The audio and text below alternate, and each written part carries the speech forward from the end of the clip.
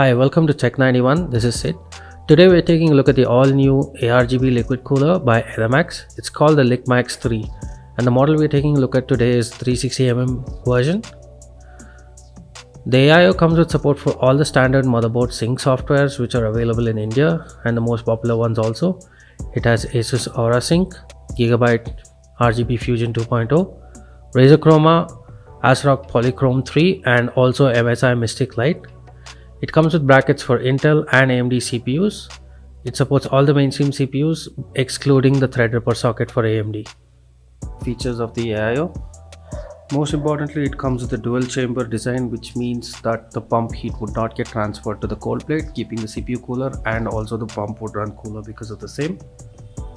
Comes with dual convex blades. This kind of helps in reducing the turbulence in fans, meaning it would be running at a lower dBA, so less noise.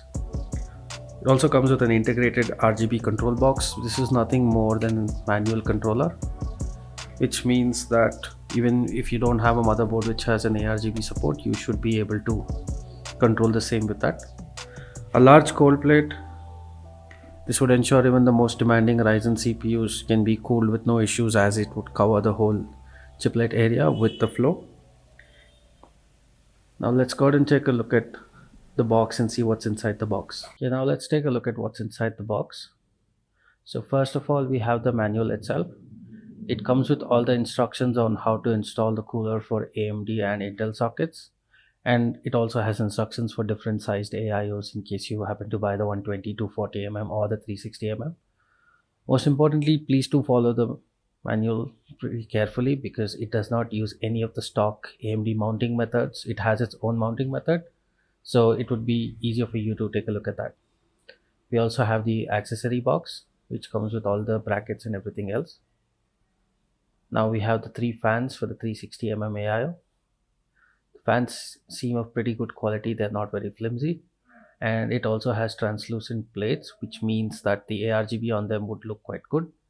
Comes with a PWM header and a standard 3-pin ARGB header. We have the manual controllers for the ARGB, and we have the pump and the block itself. We will go ahead and take a look at all the accessories in detail so that we can run you through them one by one. So here's the view of all the accessories that come in the box. Now let's go ahead and take a look at them one by one. So first we have a triple flange splitter for the radiator fans so that you can control all of them using just one header on the motherboard. Here we have an ARGB header for the motherboard which has 2 leads, one meant for the fans, as the rest of the fans will daisy chain between themselves, and the other one to control the lighting on the pump itself. We also have a SATA powered PWM just in case you're in a situation where you have very limited number of headers on the motherboards or you don't have any left. This is the bracket for the AIO. It's the same for both AMD and Intel. You can see the AMD and Intel written on them and the brackets that you mount to the pump. The shorter ones are for AMD and the wider ones are for Intel. So you can mount them accordingly with the remaining screws that you have. You can also see the Intel and AMD written so you won't get confused. The shorter ones, again, these are the brackets that mount to the pump itself. Short ones are AMD and the longer ones are for Intel. Let's keep that aside for a while. There's also an insulation sticker provided in the box. This is quite important since the metal backplate would be touching the motherboard. So you can either stick it to the backplate itself or the back of the motherboard where the contact is made to avoid any shorting issues that you might come up with due to direct contact. Let's take a look at the rest of the stuff in the box. So we have the Edamax branded thermal paste. We'll go ahead and see how good it actually is during our test.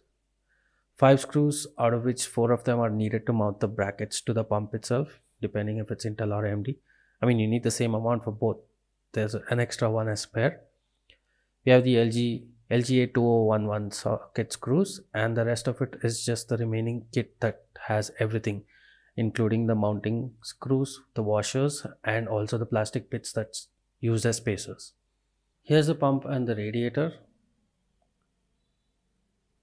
The pump comes with a nice large copper cold plate, and there's the mounting holes for both your Intel and AMD brackets. The RGB ring around the pump and the block also has an ARGB NMAX logo. We have a single pump header attached to the block and also ensure that it's connected to the AIO header on the motherboard so that the pump can run at maximum capability. It comes with a three pin PWM header. Let's go ahead and take a look at the radiator. It's quite standard with good fin density and 25 mm of thickness, which is pretty much the standard for any of the AIOs right now. The tubing on the cooler is quite nice. It's braided, it's very flexible, and it's attached to the pump with two 90-degree rotary fittings, giving you full flexibility to mount the cooler in any part of the case with no issues and almost 360-degree rotation. Now let's go ahead and install the AMD brackets that we'll be testing this CPU out on our 12-core AMD Ryzen 3900X.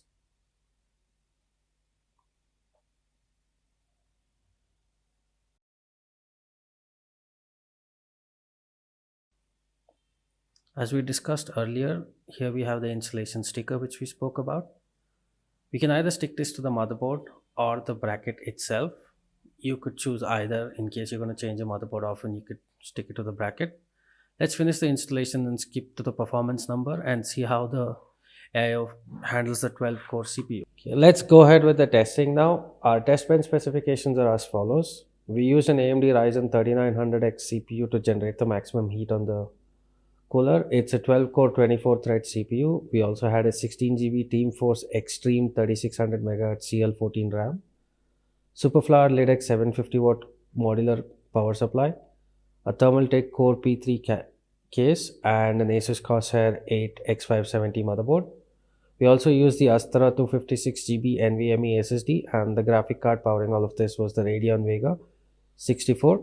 It's a reference design graphic card. For the test settings, we went ahead and tested everything on 28-degree ambient. We just wanted to keep the test a little closer to what a realistic temperature would be in most households. So we went ahead with two different settings. One was the default BIOS settings along with PVO turned on, which is precision boost override, and the stock fan curve, whatever comes with the motherboard. We didn't play around with that. And the overclock settings was at a 1.32 vCore voltage and a 4.2 GHz all core clock. Again, we went ahead with the stock fan curve to see how well the cooler would perform. The applications that we primarily used was Cinebench R20, AIDA64, and we ran AIDA64 in two different variations. One was with the highest end FPU cache and CPU stress turned on. This is probably not a very realistic scenario for most people, but this stresses the CPU to the maximum limits. And we also used the IDEA 64 in a CPU only format. We didn't have a lot of time to test it through multiple number of games, but the IDEA 64 CPU only emulates most of the gaming oriented CPU stress.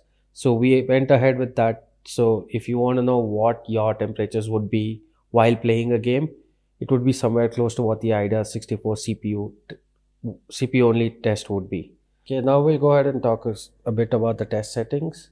Our default test settings that we did it on two different BIOS settings. One was the default BIOS and the other one was the overclock settings. Under default, we reset the BIOS, left everything on default. We just turned PV on, which is precision boost override, and even the fan curve was left stock. And on the overclock settings, we just tuned the CPU to 4.2 GHz all core with 1.32 on the voltage. Again, we left the stock fan curve as not a lot of people would be changing or playing around with the fan curves. And the primary applications that we used for testing all of this was Cinebench R20 and AIDA64. AIDA64, we ran it in two different settings. One was the CPU only, which stresses just the CPU and not the other aspects of it, which means it's a little closer to what you would get if you're gaming on the CPU using this cooler. It would emulate that a little close. Not all games, but most games would fall in this range. And the other one was a complete stress test, which is not a very realistic test for the CPU, but it's the IDEA 64 CPU plus FPU plus cache. This would basically push the CPU to its limits as far as the heat generation is concerned. So you'd get a realistic idea of what's the worst case scenario that you could have with this cooler. All the temperatures recorded in this test are shown in numbers which are delta from ambient.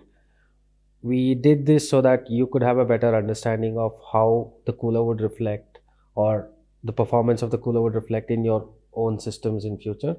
That way, if you stay in a hotter state, you could just add the number to that and you would know like if this would be enough for you or not. Let's go ahead and take a look at some of the performance numbers of the cooler, but do keep in mind that we would also like to mention that it's very hard to do an accurate test of coolers on Ryzen CPUs, as they scale based on the cooling, which means that we can get the same temperature range between a range of coolers, but the real difference would be in the clock speeds achieved by the CPU running under a specific cooler. So we have graphed the clock speeds for each settings, and also all the temperatures are mentioned in delta from ambient as we mentioned before.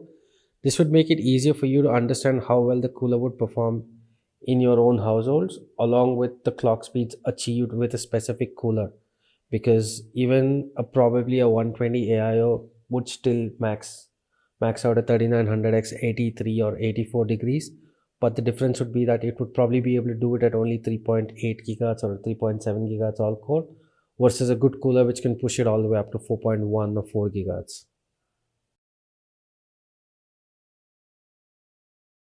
Okay, after putting the NMAX LickMax 3 through its paces, we can confidently say that this cooler punches way above its price point, since it's able to handle a 12-core 24-thread CPU with an overclock with some thermal headroom. This comes as an easy recommendation for anyone looking for a 360 AIO at a sub 10,000 rupees price point. And do drop us a comment if you have anything in specific that you would like to know about this cooler.